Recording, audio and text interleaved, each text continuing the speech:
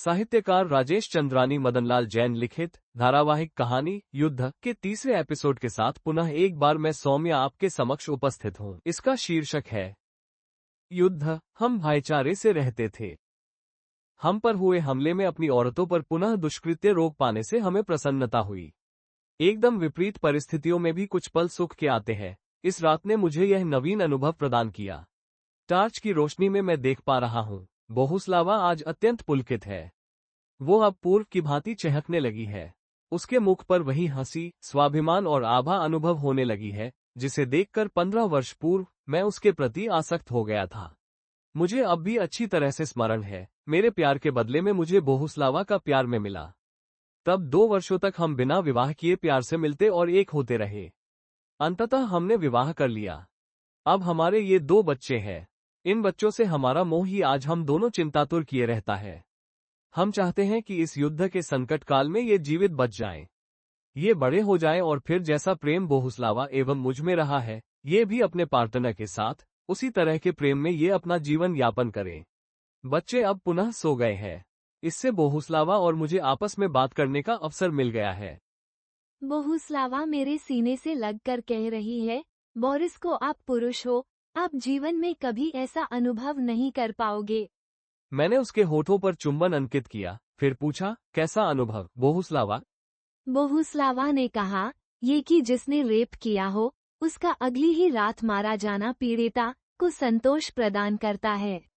मैंने उसे अपने सीने से भींचते हुए कहा, तभी आप प्रसन्नता से दमक और मुस्कुरा रही हो। आपकी ऐसी आभा ने ही मेरे मन एवं हृदय को जीत रखा है।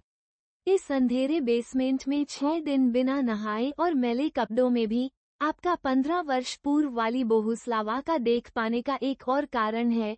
बोहुस्लावा ने अपना सिर मेरे सीने में भींचते हुए कहा। ये भी आप बता ही दो, वो क्या है?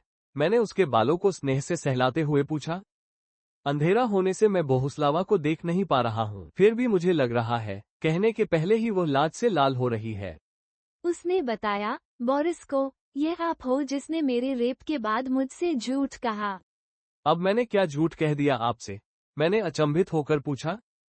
बोहुस्लावा ने बताया, पिछले दिन आपने मुझसे कहा है, डार्लिंग, तुम इतनी दुखी न रहो। मैंने जीवन में कुछ और औरतों से संबंध रखे थे। तुम्हारे साथ 1-2 सैनिक ने दुष्कर्म कर लिया। मुझे इससे कोई अंतर नहीं पड़ने वाला। हम में प्रेम पहले जैसा ही रहेगा। मैं जानती हूँ, ये बात सफेद झूठ है। आपने ये झूठ मुझ पर हुए बलात्कार से मुझे हो रही ग्लानि और दुख को कम करने के लिए कहा है। अब मैं सोचने लगा कि एक नारी का पत्नी वाला रूप भी बड़ी अद्भुत बात होती है। वो कहे अनकहे अपने पति की वास्तविकता जानती है। मैं ये सोच ही रहा हूँ तभी बोहुस्लावा पुनः अपना स्पष्टीकरण देते हुए सुनाई दी है। बोरिस को इसमें मेरा कोई दोष नहीं। यह एक बदमाश की कामपेपासा थी।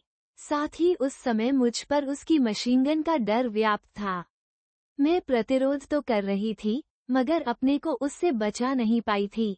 मैं आपके लिए और अपने बच्चे के लिए जीना चाहती थी। आपसे बिना बताए मैं आप एवं बच्चों से दूर जाने का साहस नहीं कर पाई। तब आपने अपने जेस्चर और कहे शब्दों से मेरा मनोबल बढ़ाया। ये वास्तव में एक पति का पत्नी का साथ निभाना है। आपने चर्च में फादर के समक्ष हर बुरे एवं अच्छे समय में मेरा साथ देने की शपथ ली थी। आपके कर्म एवं आचरण उस शपथ से मैच करते हैं। मुझे उस पर प्यार आया। मैं अब उससे शारीरिक संबंध को उत्सुक हो गया। तब बोहुस्लावा ने मुझे रोक दिया और कहा, बोरिस को नहीं, अभी यह नहीं प्लीज। युद्ध के अभिशाप से मुक्त होते ही हम चर्च में फिर एक बार विवाह करेंगे, तभी हम ये करेंगे। मैं उसकी भावना को समझ रहा हूँ। उसके मेरे प्रति समर्पण और श्रद्धा को मैं समझ रहा हूँ। वो तन मन से पवित्र होना चाहती है, फिर स्वयं को मुझे सौंपना चाहती है। तभी कोई कहता सुनाई दिया, बोरिस को, चलो इन 2 लाशों को दफन कराएं। इनका यहाँ पड़े रहना हमारे स्वास्थ्य के लिए ठीक नहीं है। साथ ही इनके पड़े रहते हम सो भी नहीं सकते हैं। बोहुस्लावा की बातों में मेरा ध्यान उन पर से हट गया था। मुझे उनकी बात सही लग रही है। हम 4 पुरुषों ने मिलकर उन शवों को बेसमेंट से हटाने एवं बाहर दफन कराने का काम संपन्न किया। हम सबने अंतिम बार 6 दिन पहले नहाया था। फिर जब से हम यहाँ बेसमेंट में छुपे हुए हैं, तब से हमारे कपड़े एवं तन मैले हैं। युद्ध की भीषणता बढ़ गई है। नहाए बिना और गंदे कपड़ों में हम बीमार पड़ सकते हैं। ये सोचते हुए हमारे साथ के 2 परिवार प्राणों पर संकट लेकर बेसमेंट से बाहर गए और फिर जब 2 घंटे बाद वे वापस लौटे तब वे नहाए हुए एवं नए कपड़ों में दिखाई दिए। उन्होंने बताया वे एक अपार्टमेंट का दरवाजा तोड़कर उसमें घुस गए थे। उन्होंने वहां वॉशरूम में देर तक रगड़ रगड़ कर नहाया। उसके बाद वहीं के वार्डरोब में से अपने मैचिंग साइज के दूसरे कपड़े लेकर पहन लिए। उन्होंने ये भी बताया कि वहां भी बिजली नहीं है मगर ओवरहेड टैंक में अब भी पानी भरा हुआ है। तब उनसे एड्रेस लेकर और खतरा उठाकर मैंने बच्चों एवं बोहुस्लावा सहित वहां जाना तय किया। आसपास हो रहे धमाकों की गूंज में अपने और दुश्मनों के सैनिकों से छुपते हुए हम उस अपार्टमेंट में पहुंच गए हैं। हम चारों ने एक साथ ही वॉशरूम में घुसकर शॉवर लिया। बोहुस्लावा एवं मैंने दोनों बच्चों को रगड़ रगड़ कर नहलाया।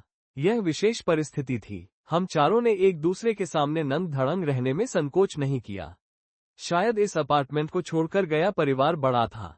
नहाने के बाद हमने वहां के वार्डरोब में खोजा तो हम सभी को अपने साइज के कपड़े मिल गए हैं। हमने उन्हें पहन लिया। वहां मुझे पावर बैंक भी मिला है। उससे मैंने अपना एवं बोहुस्लावा का मोबाइल फोन चार्ज कर लिया है। नहाने के बाद तरोताजा होने पर हम सभी को भूख लग गई। अब हम किचन में आए हैं। बिजली के अभाव में फ्रिज की सामग्री खराब हो चुकी है। फिर भी वहां सूखा अनाज और आटा, बेसन, नमक, तेल, शक्कर आदि बहुत है।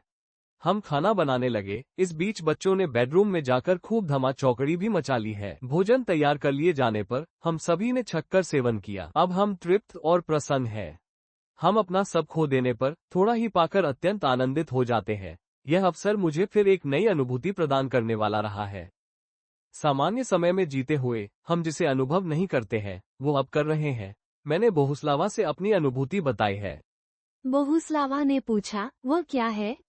मनुष्य के सुख और संतोष के लिए उतना सब नहीं चाहिए होता जितने को पाने की होड़ में लगकर मनुष्य अपने आप को भूला रहता है। मैंने दार्शनिक की तरह बताया। सही कह रहे हो आप बोरिस को, बोहुस्लावा ने हंसकर सहमति जताते हुए कहा। फिर हम लौटने को तैयार हुए। हमारी बनाई बहुत सी भोज्य सामग्री बच गई है। वो हमने पैक कर ली। उस सहित वार्डरोब से कुछ और कपड़े भी अपने बेग में रख लिए। मैंने एक कंधे पर मशीनगन दूसरे पर बेग टांग लिया है। फिर हम सब लौट रहे हैं। अब तक हमारा ध्यान धमाकों और संघर्ष के शोर की तरफ से हटा रहा था। अब ये सब हमें पुनः सुनाई देने लगा और हम पुनः इससे दहलने लग गए हैं। हम बचते बचाते, छुपते छुपाते अपार्टमेंट की अपेक्षा सुरक्षित अपने ठिकाने बेसमेंट की ओर बढ़ने लगे हैं।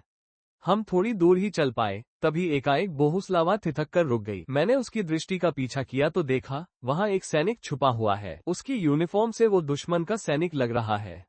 मैंने उसे देखते ही अपनी मशीनगन उस पर तान दी। तभी उसने अपने दोनों हाथ समर्पण की मुद्रा में उठा दिए। मैं चौंकना होकर मशीनगन का निशाना उस पर रखकर उसके पास पहुंचा। मुझे दुश्मन देश की भाषा का अच्छा ज्ञान है। मैंने उससे अपने सब हथियार जमीन पर रखने के लिए कहा। उसने ऐसा ही किया। मैंने बोहुस्लावा को इशारा किया तो उसने सैनिक के हथियार अपने कब्जे में ले लिए। अब मैंने अपनी गन वापस कंधे पर टांग ली। फिर सैनिक को संबोधित करते हुए कहा, तुमने हमारे देश पर हमला बोला है। मैं चाहूं तो अभी ही तुम्हें परलोक की यात्रा पर भेज सकता हूं। सैनिक ने गिड़गिड़ा कर कहा, हमला हमने नहीं किया है, हमसे करवाया गया है। दोनों एक ही बात है। हमारे देश और हमें कितनी क्षति हुई इसका अनुमान है तुम्हें, मैंने तीव्र प्रतिक्रिया देते हुए कहा। सैनिक याचना कर रहा है, नहीं, कभी हम एक ही संघ के देश थे। हम आपस में दुश्मन नहीं हो सकते हैं। यह आपके और हमारे नेतृत्व की महत्वाकांक्षा है जिसके कारण हम आपस में दुश्मन प्रतीत हो रहे हैं। आप मुझ पर दया करो। मुझे 36 घंटे से कुछ खाने को नहीं मिला है। बोहुस्लावा ने मुझसे हमारी भाषा में कहा, ये दुश्मन देश का है मगर हमारे देश के उन गुंडों से अच्छा आदमी है जिन्होंने हम औरतों पर जबरदस्ती की। बोहुस्लावा ने दया भाव से मेरे कंधे पर से टंगा बेग उतार लिया। फिर अपने साथ लाया गया भोजन उस सैनिक को खाने के लिए दे दिया। वो आंसू बहाते हुए वास्तव में किसी बहुत भूखे व्यक्ति की तरह खाने पर टूट पड़ा। उसे ये करते हुए हमारे दोनों ही बच्चे उसे उत्सुकता से निहार रहे हैं। वो खा चुका। तब बोहुस्लावा ने बेग से निकालकर दूसरे वस्त्र सैनिक को दिए और उसकी भाषा में कहा, अपनी वर्दी उतारकर इसे पहन लो, अन्यथा तुम्हारी जान को खतरा रहेगा। उसने एक कॉलम की आड़ लेकर ऐसा ही किया था। फिर बोहुस्लावा ने उसकी उतारी वर्दी बेग के हवाले कर दी। अब वो सैनिक पुनः रोने लगा। मैंने कारण पूछा तो उसने बताया, मुझे मेरी माँ की याद आ रही है। मैंने उसकी माँ का नंबर पूछा, फिर मैंने उस नंबर पर अपने मोबाइल से कॉल किया। रिप्लाई मिलने पर मैंने उसे अपना मोबाइल दे दिया। रोते हुए उसने अपनी माँ से कुशलक्षेम पूछी, अपनी करुणाजनक स्थिति उनसे बताए, फिर बोहुस्लावा और मेरी प्रशंसा करते हुए भोजन और कपड़े देने की बात भी बताए। वो बात समाप्त करके कॉल डिस्कनेक्ट करने को उत्सुक हुआ। तभी बोहुस्लावा ने झपटकर उससे मोबाइल ले लिया। फिर उसने सैनिक की भाषा में मोबाइल पर कहा, आपका बेटा हमारे देश और हमारे आश्रय में सुरक्षित है, मगर हमारे देशवासी और हम आपके देश के हमले से असुरक्षित हैं। सैनिक की माँ ने उत्तर दिया, आप सब, आपके और हमारे सैनिक तथा मेरा बेटा, आपके और हमारे लीडर्स के कारण असुरक्षित हैं। पहले हम सभी आपस में भाईचारे से रहते थे। एपिसोड 3 समाप्त।